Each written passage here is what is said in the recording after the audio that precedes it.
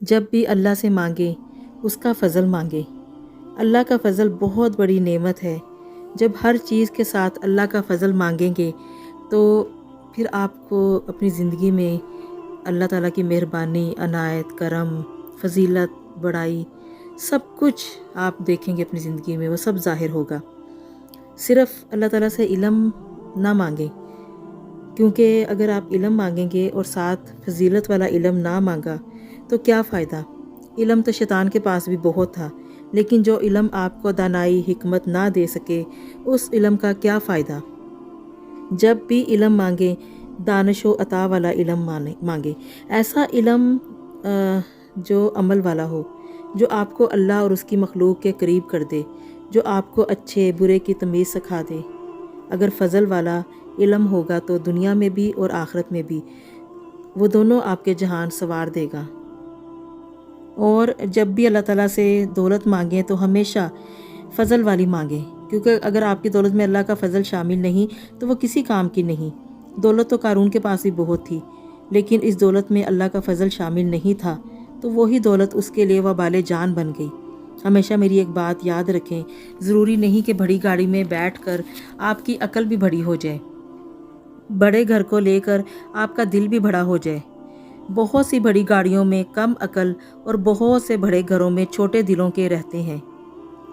بڑے گھر اور بڑی گاڑی کے لیے آپ کا دل اور ظرف بھی بڑا ہونا چاہیے، اور یہ تب ہی ممکن ہوگا جب اللہ کا فضل شامل ہوگا۔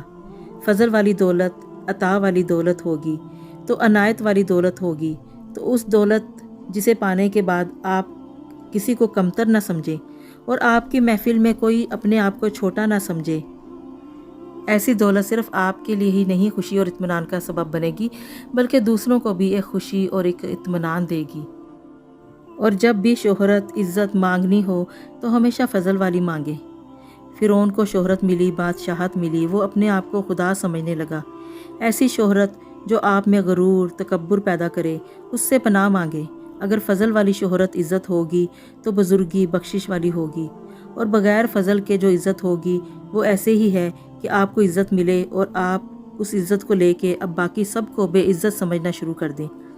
آپ کو عزت مل رہی ہے اور آپ بدلے میں باقی لوگوں کی عزت کو اچھال رہے ہو، باقیوں کی عزت کا جنازہ نکال رہے ہو، تو ایسی عزت، شہرت کا کوئی فائدہ نہیں جو چند سالوں کی ہو اور مرنے کے بعد ہمیشہ کے لیے انسان اللہ کے غضب کا شکار رہے۔